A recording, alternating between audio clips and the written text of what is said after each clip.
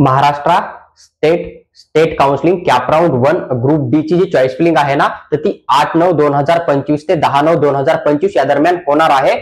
जर तुम्ही Maharashtra स्टेटचा application form भरला असेल तर तुम्हाला जी चॉईस फिलिंग करणं आहे कॅप राऊंड 1 ची ग्रुप बी साठी.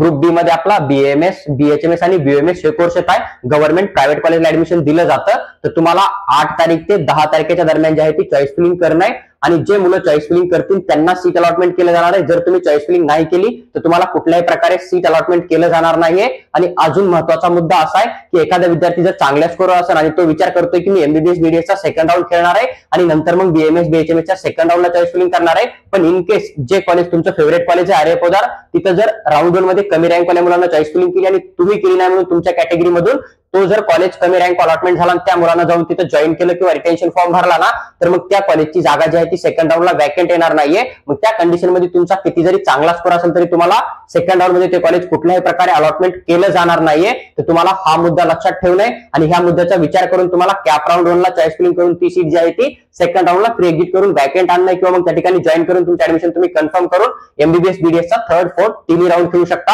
ही गोष्ट लक्षात ठेवा. तर ही एक अत्यंत महत्वाची अपडेट होती ग्रुप बी बद्दल, महाराष्ट्र स्टेट कोटा काउन्सिलिंग बद्दल.